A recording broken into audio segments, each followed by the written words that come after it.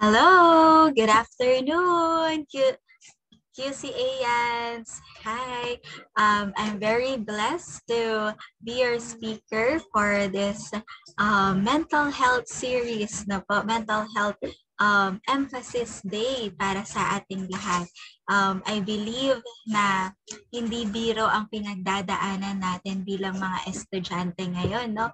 Yes, I can relate with you because I am also a student right now in my masteral studies, and studying in online gives us a lot of challenges, stress, and it can be giving us burnout, mga students. So I hope we will learn a lot from this afternoon session, na ating ibabahagi sa inyo as activity with your teachers later.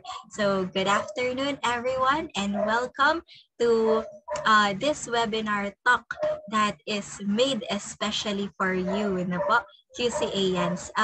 Actually, I'm also an alumni of QCA, and nung in-invite ako ni Ma'am Ruby and also Sir Jason, ay hindi ako nagdalawang isip that I really accept this because this is like a gratitude in action, para sa aking alma mater. So, do you love QCA? Yes, I also love QCA, Quezon City Academy, because there, I met my unforgettable friends and those teachers that really touch and move my life to become who I am right now. So, hindi ko napapatagalan. Teacher Arian, po, I very blessed to be with you all this afternoon. So, okay. So, I would like to share with you my PowerPoint. There you go. So, restless mind. How to win over the pandemic fatigue. So, lahat ba tayo ay nakaka-relate sa ganitong sitwasyon, no? Restless mind, kumbaga, hindi mapakaling isipan.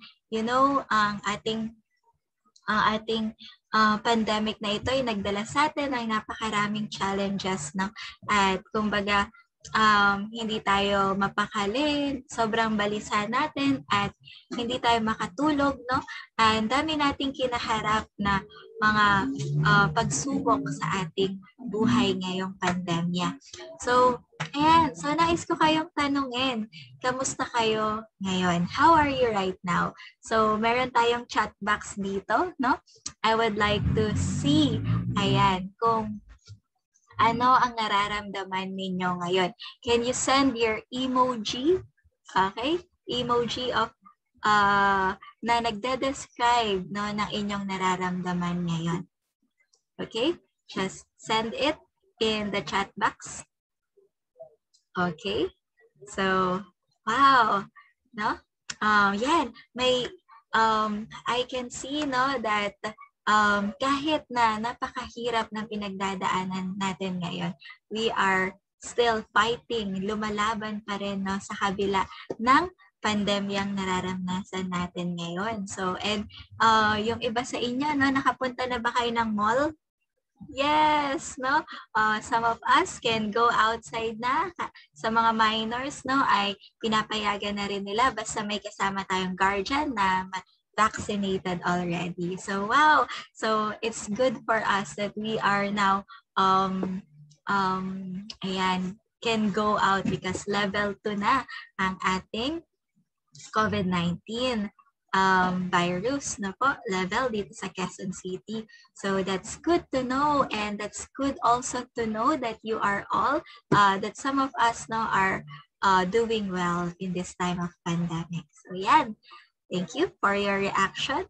So now, meron ditong isang college student na sabi niya, nung pumasok yung pandemic sa ating lugar, she says, my motivation definitely dropped.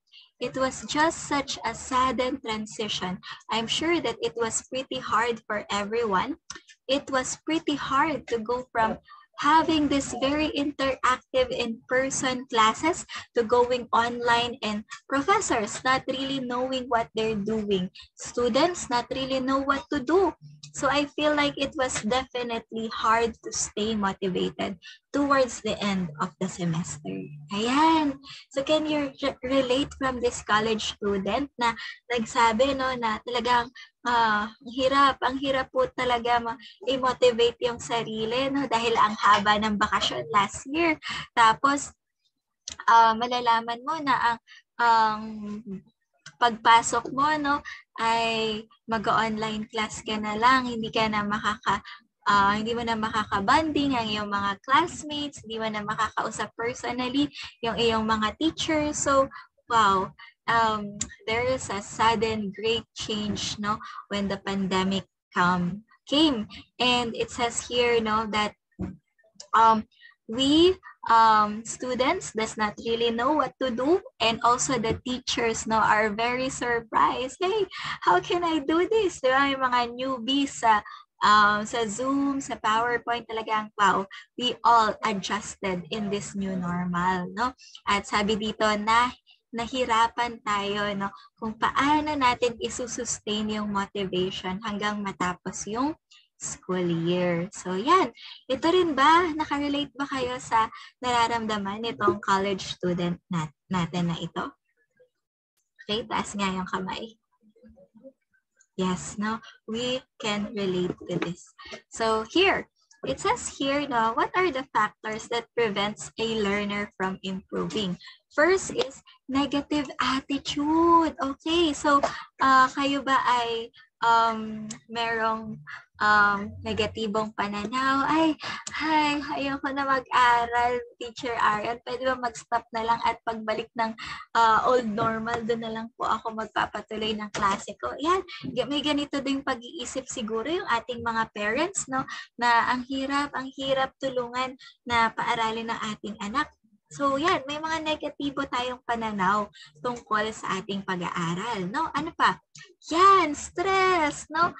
Stress ka na nga dahil takot ka na baka magkaroon ka ng COVID-19, tapos mararanasan mo pa yung stress sa modules, tambak na modules, Teacher Arian. Ang hirap-hirap, no? So yan, ano pa? Kaya sabi mo, parang wala naman po ako natututunan pag basa-basa lang po ako ng modules, di ba? So yan, ano pa? Lack of motivation, like the one na shinare sa atin kanina, yung nahirapan siya talagang patuloy ng kanyang pag-aaral, no? And lack of resources, ayan. So marahil sa atin, hindi naman maganda yung laptop natin, nagsa-cellphone lang tayo, no? At yung iba nagde-data lang, wala namang strong internet connection sa bahay. So lack of resources. And there's a lot of distractions. Can you imagine, no? Bukas yung Zoom mo, pero alam mo yan, may nagpa-pop up na mga messenger notifications, di ba? So, there's a lot of distraction. And kung nag-aaral ka sa bahay, no, may biglang darating, minsan may nag-uusap sa bahay, no, kaya hindi tayo makakonsentrate sa ating pag-aaral. And there is also pandemic fatigue, no? So, ito yung pagkapagod sa, hanggang kailan ba tong pandemyang ito? Magiging mabuti pa kaya ang buhay natin, no? So, there is pandemic fatigue. So, yan, no po. It says here, no, in the behavioral model na ang ating behavior ay nagmumula sa ating feelings, nararamdaman, at sa ating thoughts, kung anong tumatakbo sa isipan natin. At ito ay nagre-resulta sa kung paano tayo mag-behave ngayon. So, yan, katulad ni SpongeBob, di ba? So, he felt bored. So, yan, parang wala siyang enerhiya, no? At ayaw niyang gumalaw. At yan, sobrang gusto niya lang mag-upo at maghiga, no? So yan. So what is the impact of our feelings and our thoughts to our behavior right now, no? So yan. So what is pandemic fatigue? It says here that it refers to the exhaustion you may be feeling after months of spending extra time and energy dealing with our new pandemic lifestyle and all the struggle it brought on, di ba? So napakadami ng ating mga nararanasan ngayong pandemya, di ba? So, ayan, na-stuck ka sa bahay nyo, tapos hindi ka makalabas, makipag-bonding sa mga kaibigan mo, kaya lagi ka na lang nag-add to cart, o kaya nagpapa-food panda, di ba? Or lagi na lang nagne-Netflix, di ba? Nakasawa na ang buhay sa loob ng bahay at wow, I feel stuck and this is giving me anxiety, frustration, and fatigue. Yun nga yung burnout na tinatawag, no? So, yan. Dahil sa mga pananaw nating ito, no, nararanasan nating ito ay nahihirapan tayo na mag-function well sa ating pag-aaral. Ayun. So, what more says here? Ayan. So, ngayon, no, can you get your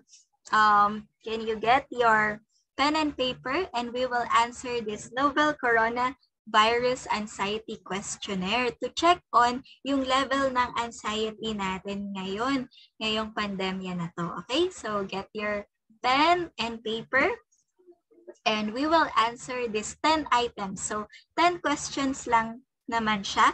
And I hope that you will be honest, no, in answering this so that talagang malalaman ninyo, makakamusta ninyo kung anong level na ba, gaano na ba ako kabalisa ngayon, kamusta ba ang mental health ko ngayon, no? So, normal pa ba itong nararanasan ko or hindi na normal? So, yan, malalaman natin yan dito. Okay? So, there. Okay, do you have your pen and paper na po? Okay. So, for the following questions, no, reflect or kamustahin ninyo yung sarili ninyo sa mga nagdaang linggo. Kamusta kayo? Ano yung nararamdaman nyo? Ano yung naranasan ninyo during this COVID-19 outbreak? Okay? So, yeah. There you go. Okay. So, babalikan ninyo, no, yung nangyari sa inyo nitong mga nakaraang linggo or nakaraang buwan. Okay? So, okay, let's start. Number 1. Ang isasagot ninyo dyan, no, ay 1, for strongly disagree. Hindi kayo sumasang-ayon. 2, moderately, parang little na nag-agree kayo. 3, moderate agree. 4, agree, and 5 is strongly agree. Okay? So, 5 pinakamataas na talagang ito yung naranasan ninyo or naramdaman ninyo ngayong pandemic na ito. Okay? So, number 1, I am afraid that things may get worse about this present COVID-19 situation. Ako ay natatakot na hindi magiging maayos ang kalagayan ng COVID-19. So, yan. Write your answers for number 1. Is it 1, strongly disagree? 2, you disagree? And 3, you moderately agree, no? 4, you agree? And 5 is you strongly agree na ito yung naranasan mo ngayon. Okay? Okay. Okay, number 2. I feel hopeless about my current situation because of COVID-19 that it affects my studies. Ayan. You feel hopeless that it greatly affects your studies right now because of COVID-19. Okay? So, 1, 2, 3, 4, or 5. Okay? Write down your answer.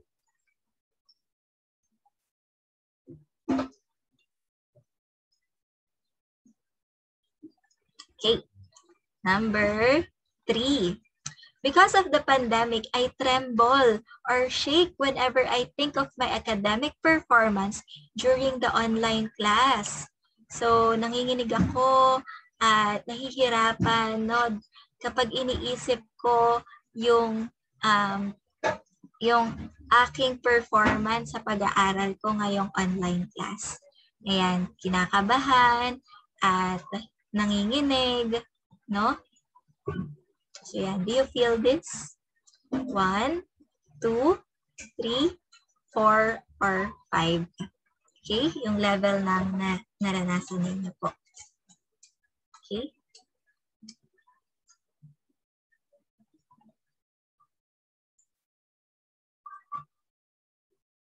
Okay.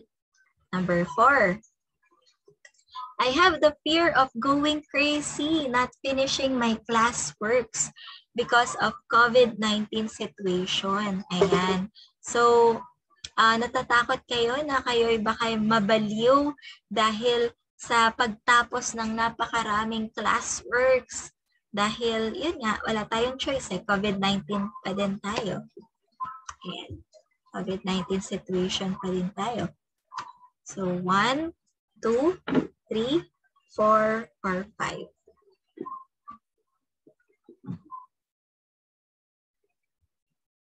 Okay, number 5. I easily get affected about the news I read or hear regarding COVID-19 that I could not focus in my studies. So, do you feel na whenever you hear the news, nakakatakot, that because of those things, no, it affects your concentration sa pag-aaral? So, 1, 2, 3, 4, or 5. Okay?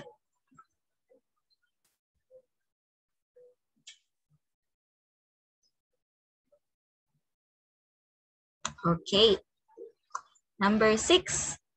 I experience sweating when I worry over my classworks during the pandemic. Kayo ba ay nakakaranas ng pagpapawis, no? Or nilalamig, or nagpapawis yung mga kamay ninyo dahil sobrang nag-aalala kayo sa inyong mga tatapusing modules or assignments dahil sa pandemic na to, di ba? Parang nagkapatong-patong na yung mga ginagawa natin ngayon. So, yan. Do you experience sweating? 1, 2, 3, 4, or 5.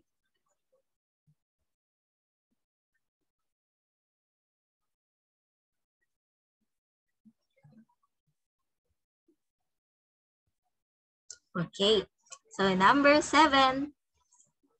So I worry a lot about myself and my family potentially becoming affected by COVID-19, that it affects my studies now.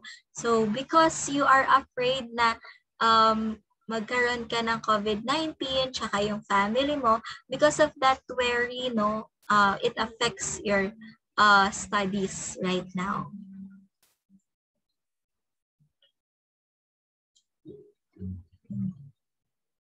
So yung thought na you are very afraid to get COVID-19 affects your studies right now.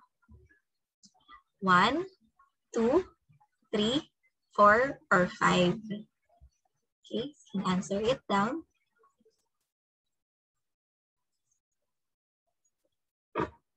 Okay, number 8. I experience sleep disturbance because of classworks during the pandemic. I experienced sleep disturbance because of classworks during the pandemic. Nahirapan ba kayong makatulog paggabi? Or nahirapan kayong makatulog, antukin? Or hindi kayo makatulog? Or yan, no? Sobrang insomnia. Okay. So, 1, 2, 3, 4, or 5. Yan. Siguro may mga laging 1 a.m. na natutulog, no? Lagpas na ng 12. Yan. It's not healthy for us. Okay. Okay. How about number 9? I experienced my heart beating fast because of a bunch of classworks that I needed still to finish during the pandemic. So, yan. Nararamdaman nyo nagpa-palpitate na kayo. Dahil sa napakadaming classworks during your during the new normal online classes. No? You experience palpitation? 1, 2, 3, 4, or 5.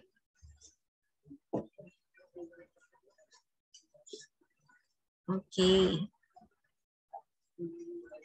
And the last one, I have the thoughts that I might die because of having COVID-19. I have the thoughts that I might die because of having COVID-19. Okay.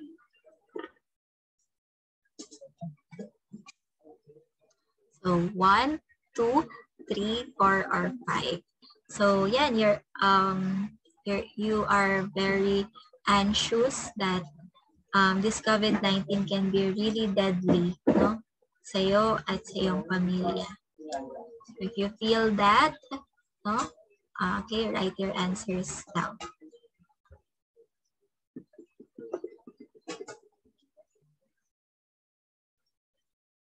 Okay. Okay, so now total your scores. Add from 1 to 10, okay? Add all your scores. From item 1 to hanggang item 10, add nyo lang yun. Plus, okay? Count it.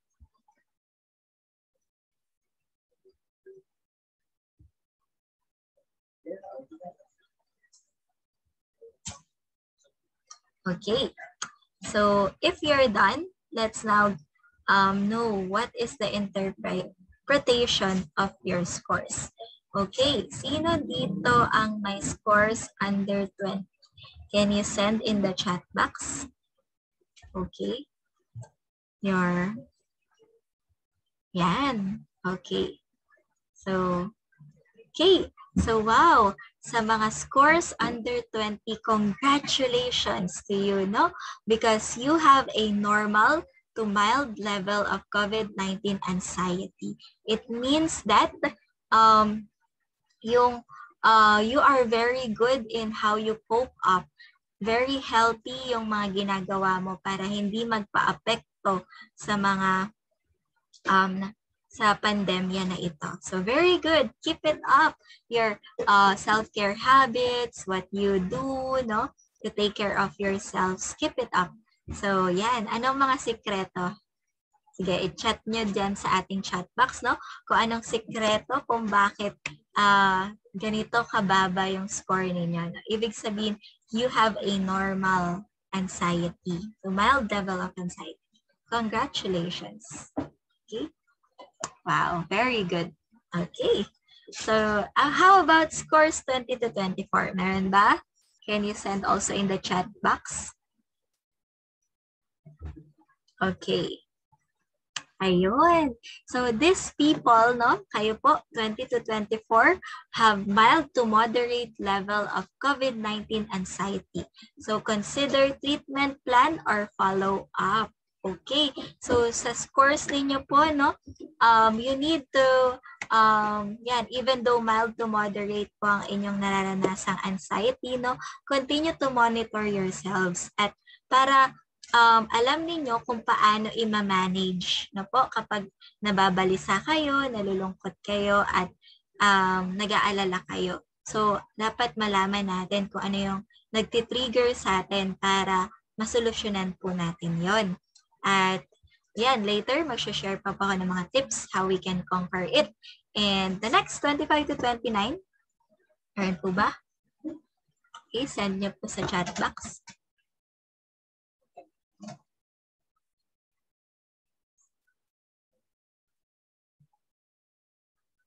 Okay, so sa inyo po na may scores 25 to 29 na po, you have a moderate to severe level of COVID-19 anxiety. So, potentially clinically significant. So, ito po, no, wag yun na pong palalain pa ang inyong nararanasan ngayon. Kung may scores 25 to 29, alalahanin nyo po kung saan po kayo mataas doon. Balisa po ba kayo sa hindi po kayo makapag-concentrate sa inyong pag-aaral? Hindi ba kayo makatulog ng maayos? So, ano yung sintomas na nararanasan ninyo ngayon at paano nyo ito masosolusyonan na po? So, kung meron na din po kayo nito, please try to seek help from your teachers, from the guidance counselor, or pwede rin po namin kayo i-channel na po sa ating mga psychologists. And scores 30 and above, meron din po ba? So, send your scores if it's okay with you to send your scores. Ayan. So, para ma-take note po natin no, yung mga pangalan na may mga ganitong scores. Okay. So, if it's okay with you, no? So, ayan. Alam niyo po, itong score na 30 and above is having severe level of COVID-19 anxiety. So, yes, makakatulong ng malaki itong talk natin sa inyo. And mas makakatulong din kung you seek a help na po from our counselor. So do not be afraid to approach us, approach your teacher, no, kung you have this experience na po. 30 and above yung score ninyo at napakataas po nito, no? Kaya very clinically significant. Yung nararanasan nyo po ngayon ay dapat po hindi ninyo i-overlook or i-neglect na po, kundi ngayon ay you take care of your mental health. Unahin nyo po ang inyong sarili. Na po? So yan. So sabi dito, no, 45% of the adult have a great anxiety at worry po na naranasan sa buong mundo. At ito po yung mga challenges ngayong pandemya. Nawala ng trabaho, nagwe-worry sa future, nahihirapan mag-cope up, nauuwi tayo sa mga unhealthy coping styles na po, napakabalisa natin at nahirapan tayo mag-connect sa mga mahal natin sa buhay na marami rin nawala ng trabaho, humina ang business na po at yun nga, napakataas yung takot natin na magkakaroon ng sakit na ito dahil napaka-deadly, di ba po, ng COVID-19. And for the students, napakataas po pala ng percentage. There are 75% college students pa lang po ito, no? Nakakaranas talaga ng tunay na anxiety at stress sa online learning na po. At ayan, mukhang matagal-tagal pa na bago tayo magkaroon ng face-to-face na po. So, yan. Ito, ang normal human experience, okay na nervousin tayo paminsan-minsan, ma-stress talaga tayo, na po, matakot tayo sa mga nangyayari sa atin. Pero kung ito ay tumagal na po, no, na 1 linggo hanggang 2 linggo at hanggang tumagal ng 1 buwan, paulit-ulit nating nararanasan, no, at nakaapekto na ito sa pang-araw-araw nating pag-aaral, pagpa-function dahil dito hindi na tayo productive. It might lead to mental illnesses like anxiety, depression, and eating disorder. So ano po ito? What is major depressive disorder? So kung meron kayong simptomas, 5 simptomas out of 9 simptomas po na sasabihin ko sa loob ng 2 linggo, ay maaaring ang nararanasan nyo po, no, ay sintomas na ng depression. So una, sleep disturbance. Na po, 2 linggo na kayo, paulit-ulit na hindi maganda ang pagtulog. Ano pa po, wala kayong pleasure or kahit na mag-joke pa po kayo, hindi po kayo mapangiti. Sobrang lungkot, depressed mood, hindi po kayo makakonsentrate sa inyong pag-aaral, sa inyong ginagawa.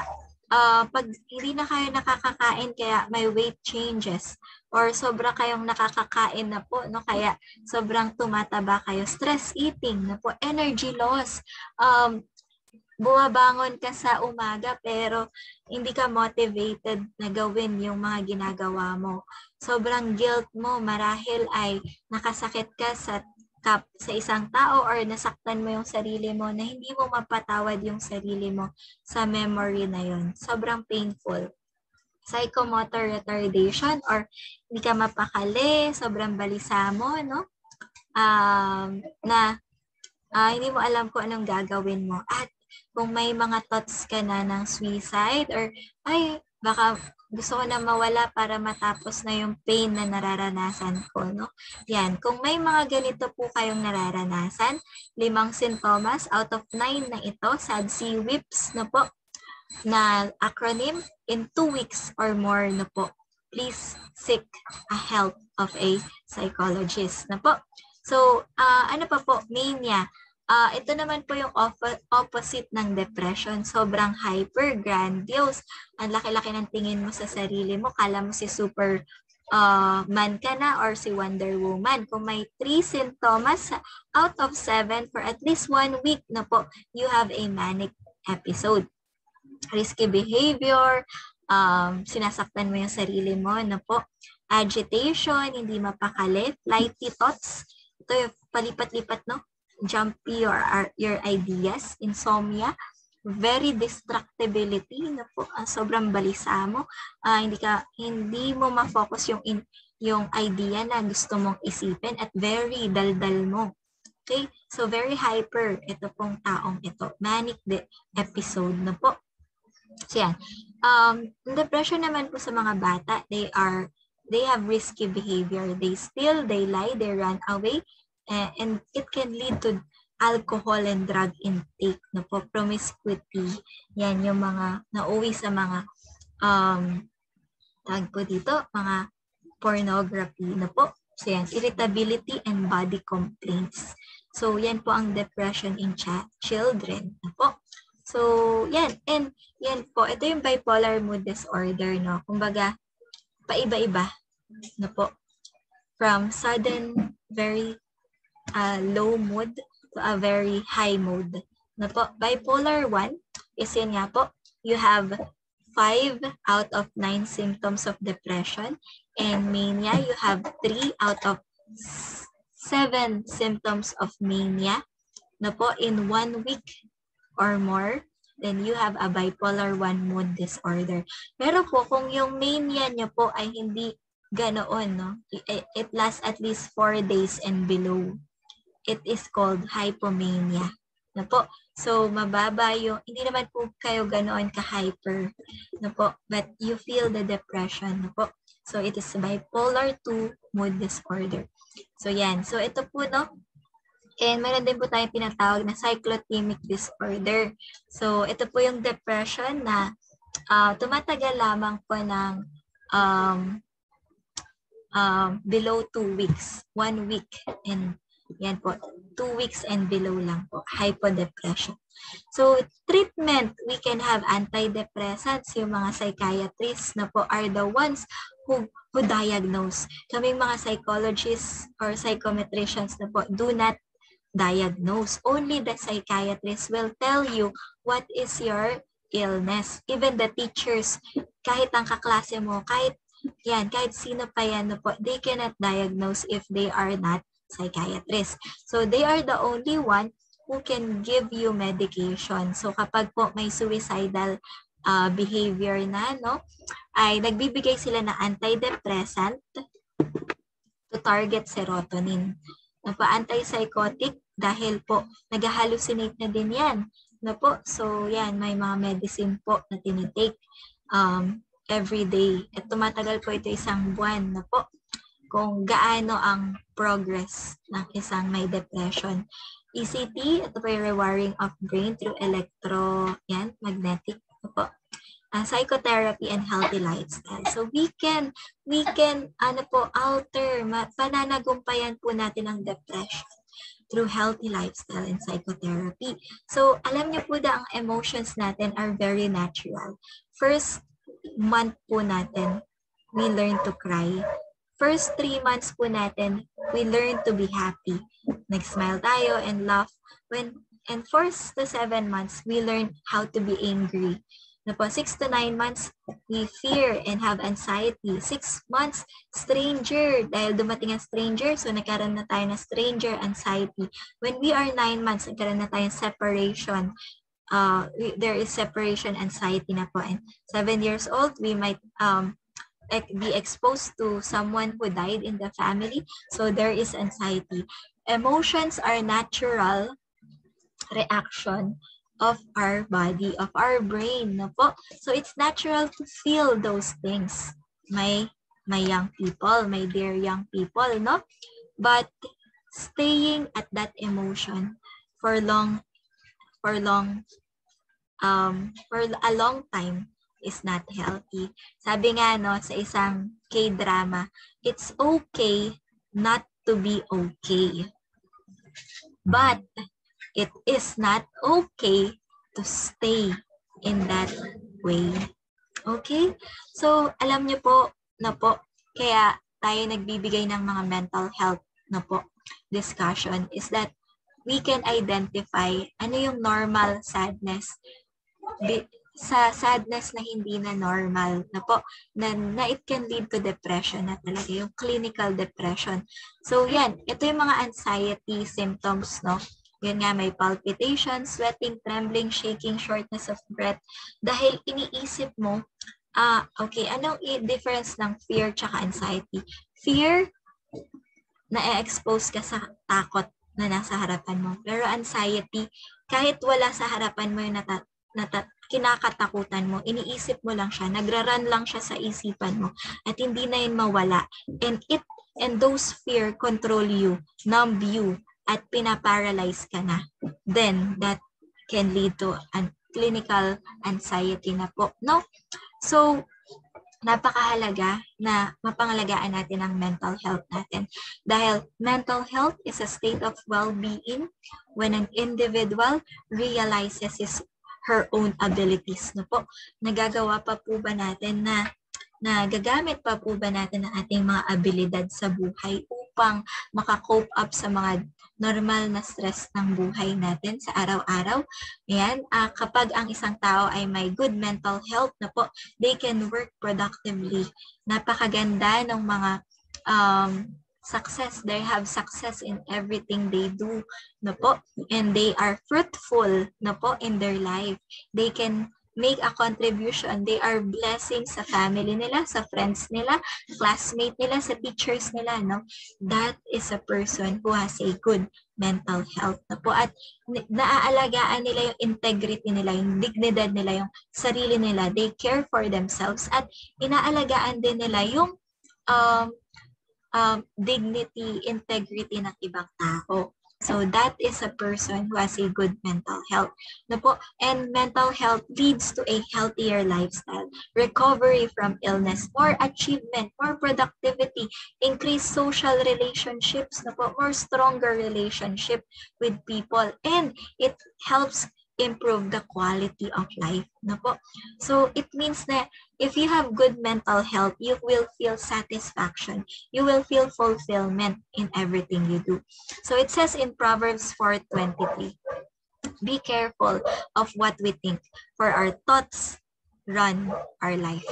Do you believe in this? Be careful on what you think. Be careful on the thoughts that you believe in, because they run or they rule your life. Okay? Be careful of the emotions you feel, because it controls your life as well. So how can we overcome? How can we win over this pandemic? First, set up ourselves for success from the beginning. Sa simula pa lang, no, it's not too late to start over again. You can start right now, my dear young people. First, okay, if you want to succeed in your studies, first, decorate your workspace, your online space, no? Your environment in your home.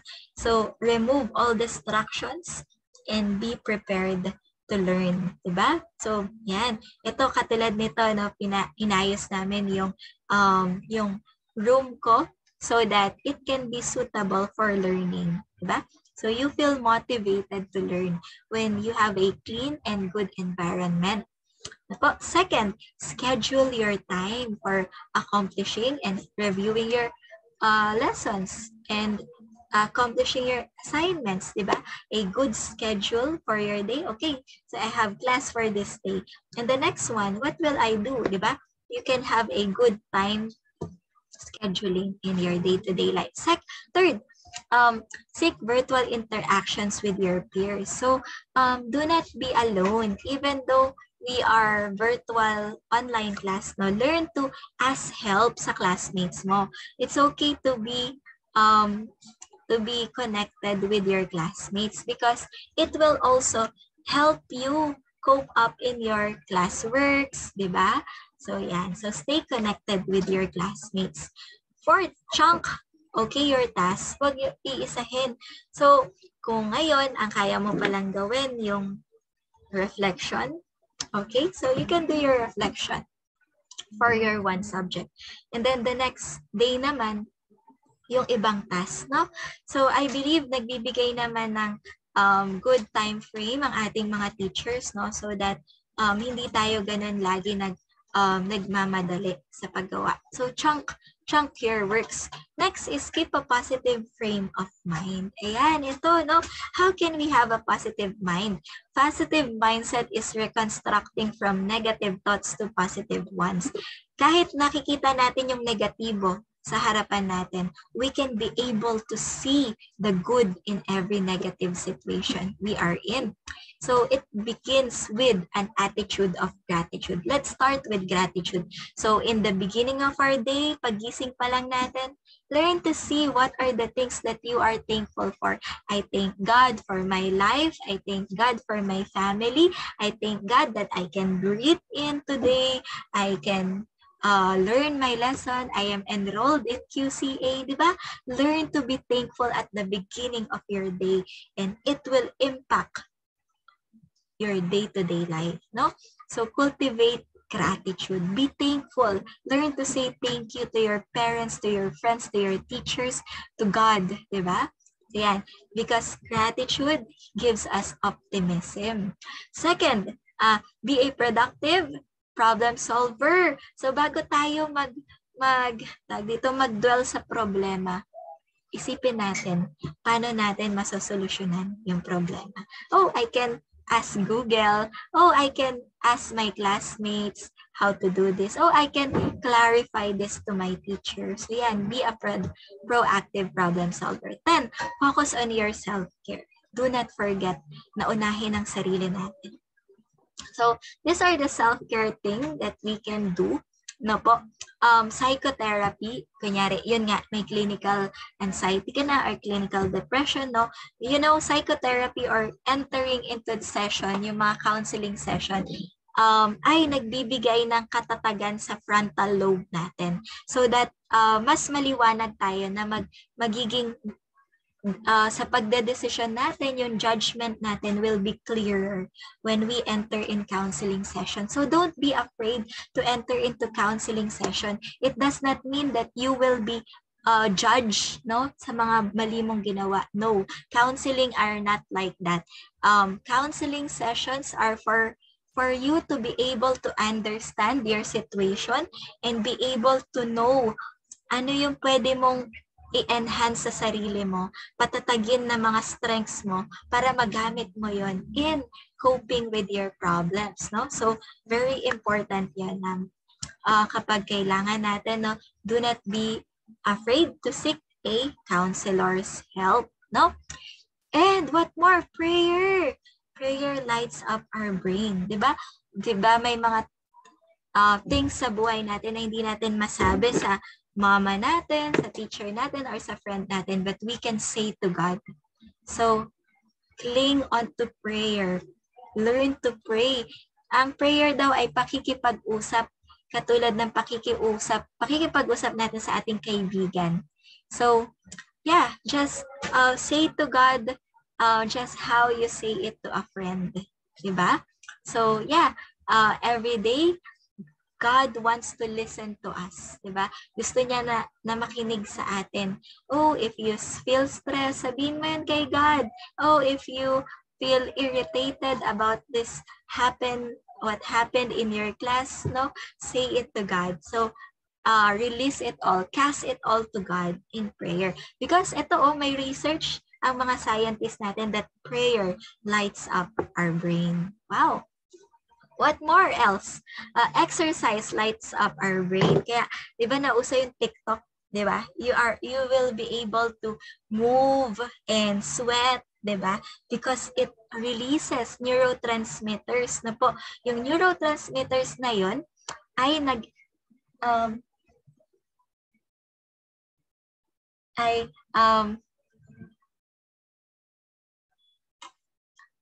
nag-help sa atin na mag-process at mag-function yung ating brain ng mabuti, no? So when we exercise, nagre-release ang brain natin ng neurotransmitter upang mag-process ng maigi ang ating um, brain na po. So, yon. So, learn to exercise, my dear young people. Okay, what else? Breathing exercise. So, yeah, we can do this now when we feel very burnt out or stressed. 3 seconds inhale. 1, 2, 3. Hold breath for 1, 2, 3. And then exhale. 1, 2, 3. So do that 15 times in the morning, and you can do it also 15 times in the evening or in the afternoon. So yeah, can we do it? So yeah, 3 seconds inhale. 1, 2, 3. 1, 2, 3, hold breath. And 1, 2, 3, exhale. Okay, so yeah, that's it. Yeah. Okay, so sabi dito na pinagsama-sama siya. Exercise, meditation, prayer. Did you know that when exercise, meditation, and prayer, sama-sama yon, it gives our brain serotonin. Serotonin are happy hormones na po. So it will give us good memories, positive outlook in life, and it will prevent our body to release stress hormones, no? Kaya mapapayapa, maka-calm down yung ating body. So, and also reading enhances connection in the brain, no? So, para maging maka-process ng maayos yung brain natin, para clear siya lagi, no?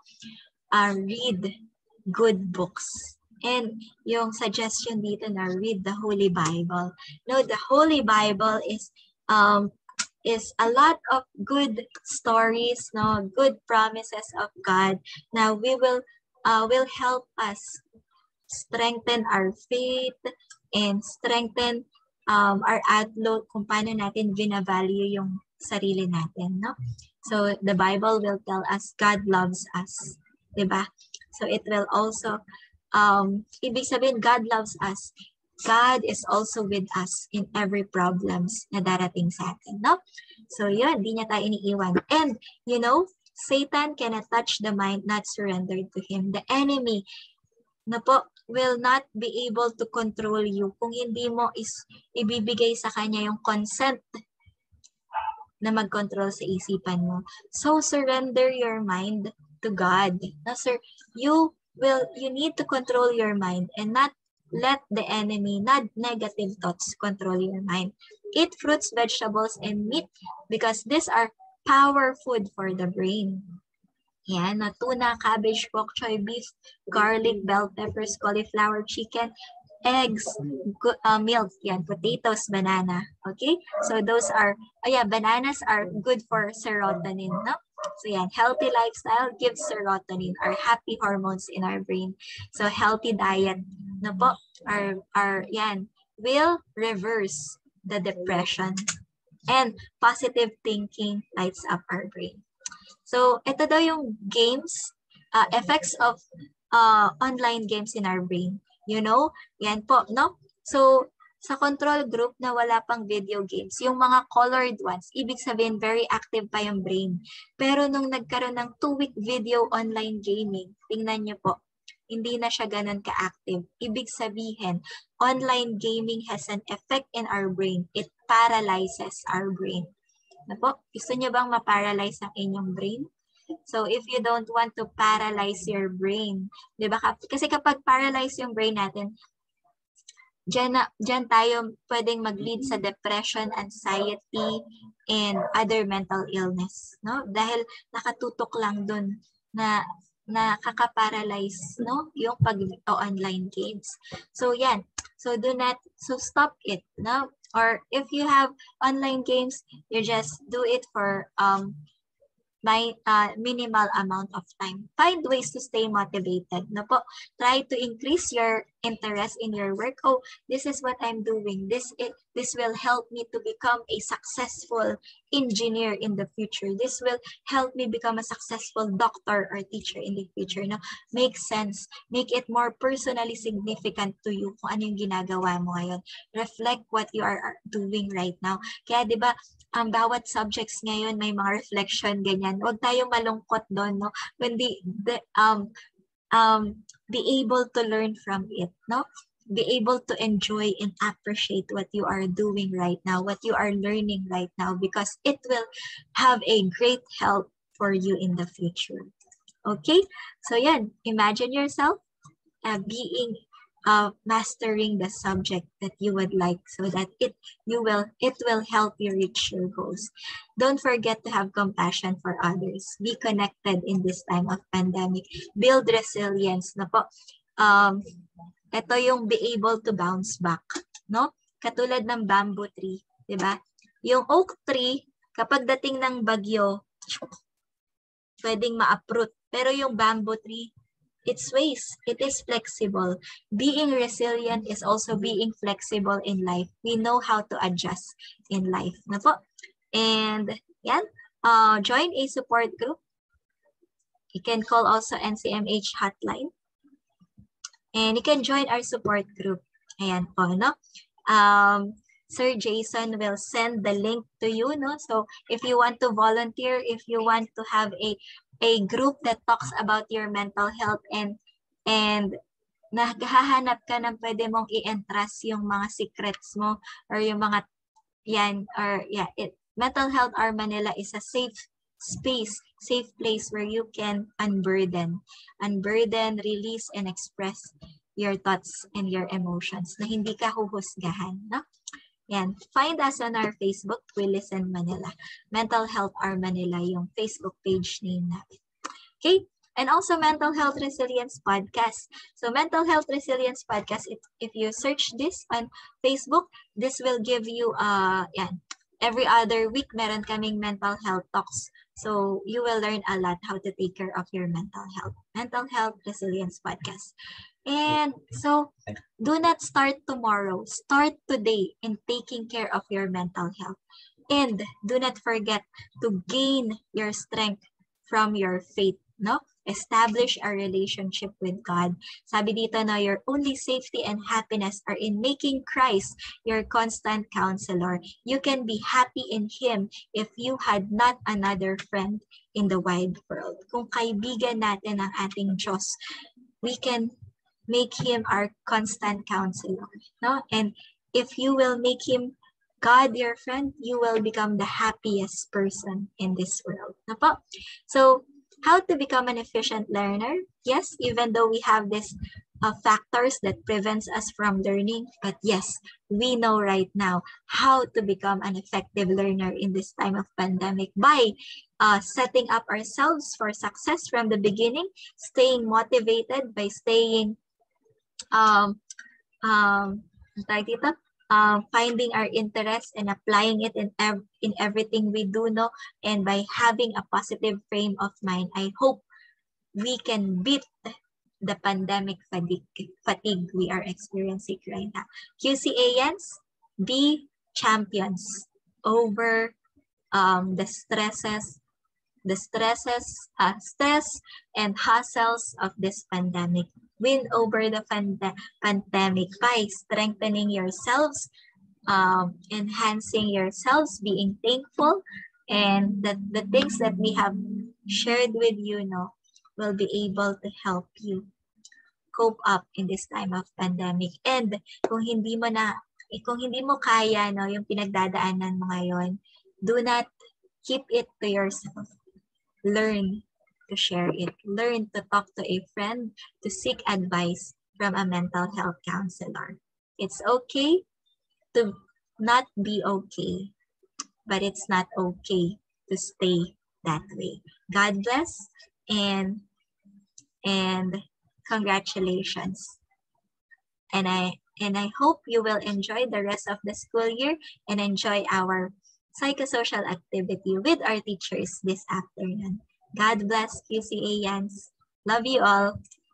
Yan. Laban lang. Keep fighting and keep winning this pandemic.